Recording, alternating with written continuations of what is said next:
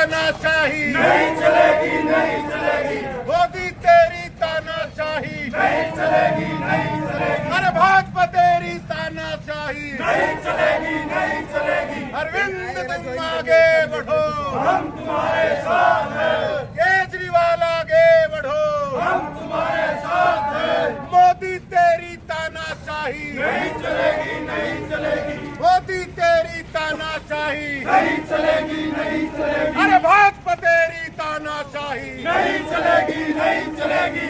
अरविंद तुम आगे बढ़ो, हम तुम्हारे साथ हैं। केजरीवाल आगे बढ़ो, हम तुम्हारे साथ हैं।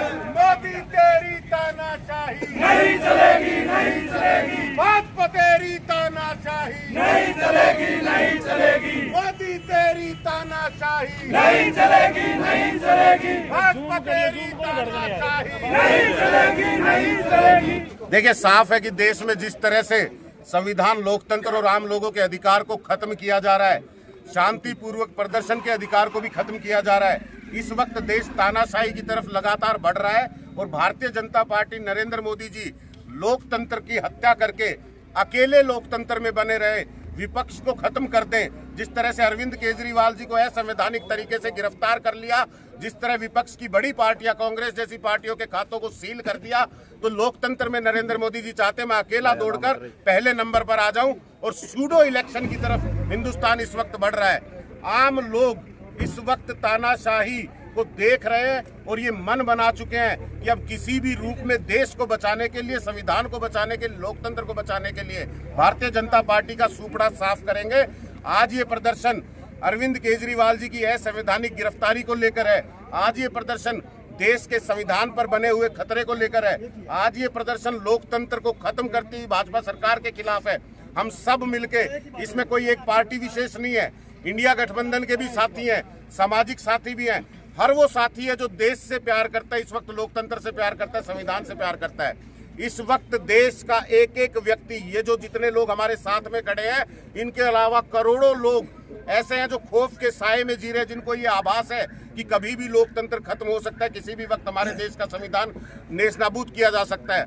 वो सब के सब लोग दुआ भी कर रहे हैं और 2024 के अंदर लोकतंत्र के इस रण में भारतीय जनता पार्टी का सुपड़ा साफ करने का काम करेंगे। तानाशाही नहीं चलेगी, नहीं चलेगी, नहीं चलेगी। जिस तरह चुनाव के ऊपर लाठीचार्ज हुआ था, कहीं न कहीं मतलब पुलिस ने पूरा लाठीचार्ज किया था। देखिए, देश में कहीं भी जब चुनाव की घोषणा हो चुकी होती है तो जितनी भी पुलिस की एजेंसियां हैं, पुलिस जो है वो सारी की सारी चुनाव आयोग के इशारे पर काम करती है। लेकिन कुरुक्षेत्र के अंदर, चंडीगढ़ के अंदर, जयपुर के अंदर जब आम आदमी पार्टी के कार्यकर्ताओं ने अरविंद जी की गिरफ्तारी पे प्रोटेस्ट किए, शांतिपूर्वक प्रदर्शन किए, तो किसके इशारे पर, किसने ये इशारा किया था? क्या भारतीय जनता पार्टी आचार संहिता के बावजूद भी ये नहीं समझ रही कि पुलिस उनके अधिकार क्षेत्र से बाहर हो चुकी है? आज भी भारतीय जनता पार्टी चुनाव आयोग को अपनी जेब में रख के, चुनाव आयोग को ताक पे रख के सीधे इशारे कर रही है, सीधा आदेश दे रही है इन एजेंसियों को, जो सीधे किसी भी लोकतांत्रिक प्रदर्शन में, जो शांतिपूर्वक प्रदर्शन होता है, उसमें कभी सर पे वार नहीं किया जाता। कुरुक्षेत्र में जिस तरह से बर्बरता की है पुलिस ने, जिस तरह लोगों के सर फोड़े हैं, सीधी सरों पे लाठियां भांजी है, ऐसी ऐसी लाठियां जो गुंडों के पास होती हैं, जो बदमाशों के पास होती है, वो पुलिस के हाथ में लाठियां।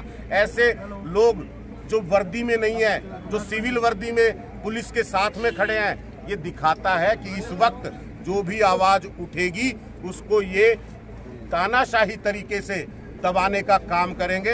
लोगों में भय खौफ पैदा करना चाहते हैं ताकि कोई भी आवाज ना उठाए।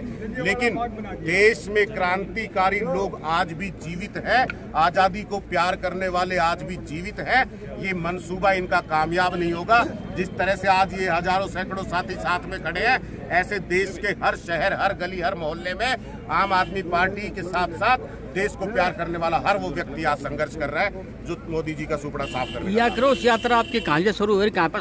अनाज मंडी महेंद्रगढ़ से शुरू करके हम लोग परशुराम चौक महेंद्रगढ़ तक इस यात्रा को लेकर जाएंगे और एक संदेश देंगे कि मोदी जी के इस तानाशाही रवैये का महेंद्रगढ़ की गलियों में, महेंद्रगढ़ के बाजारों में भी रोष है। देखिए, जिस तरह से देश के अंदर संविधान, लोकतंत्र, आम लोगों का अधिकार आज छीना जा रहा है, अघोषित रूप से खत्म किया जा रहा है, उसके खिलाफ आम आदमी पार्टी और इंडिया गठबंधन और समाज के वो सब लोग जो संविधान से प्यार करते हैं, जो लोकतंत्र से प्यार करते हैं, जो अपने अधिकारों को सुरक्षित रखना चाहते हैं, वो आज इस प्रदर्शन में शामिल हुए हैं। महेंद्रगढ़ के बाजार से, मुख्य बाजार से, गलियों से होते हुए हर एक आदमी का साथ सहयोग लेते हुए ये प्रदर्शन परशुराम चौक पर पहुंचकर आज खत्म होने जा रहा है, पूरा होने जा रहा है। जिस तरह से आपने देखा है कि लोकतंत्र में मोदी जी निष्पक्ष रूप से, ईमानदारी से जीत नहीं सकते, आज वो डरे हुए हैं कि जनता जो है वो उनके प्रभाव का अभाव देख रही है। आज जनता में उनके प्रभाव का अभाव है, तो उन्हें ये समझ आ गया है कि अब ईमानदारी से और सीधे सीधे चुनाव कराकर मेरा दोबारा कुर्सी पर आना, दोबारा कुर्सी पर बना होना मुश्किल होगा। तो अब वो धीरे धीरे देश के लोकतंत्र को, देश के संविधान को खत्म कर रहे हैं। आज पूरे विपक्ष को, जहां मुख्य रूप से अरविंद केजरीवाल जी आचार संहिता के दौरान आपने असंवैधानिक तरीके से ईडी के आदेश करके, ईडी का दुरुपयोग करके गिरफ्तार कर लिया, जिस तरह से आज एक बड़ी पार्टी कांग्रेस, उसका आपने खाता सीज कर दिया।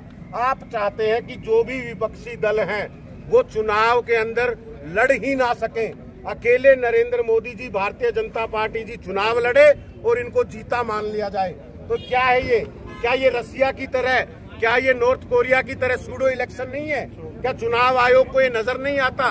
क्या इन एजेंसियों को, इस देश में लोगों को ये नजर नहीं आ रहा? आज एक एक भारतवासी, एक एक वो संघर्षशील क्रांतिकारी हिंदुस्तानी, जिसके दिल में हिंदुस्तान बसता है, जिसके दिल में आज लोकतंत्र बचाने को उसका मन बन रहा है, जिसको आज संविधान के ऊपर खतरा नजर आ रहा है, जो आम लोगों के अधिकार को आज सुरक्षित रखना चाहता है, वो संघर्ष कर रहा है। और नरेंद्र मोदी जी की तानाशाही वो अब देश बर्दाश्त नहीं करेगा।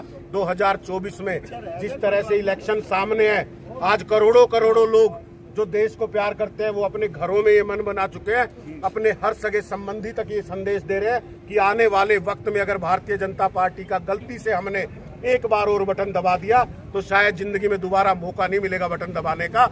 आज हर व्यक्ति ये बात समझ चुका है और ये इंडिया गठबंधन, इसका डर मोदी जी को सता रहा है।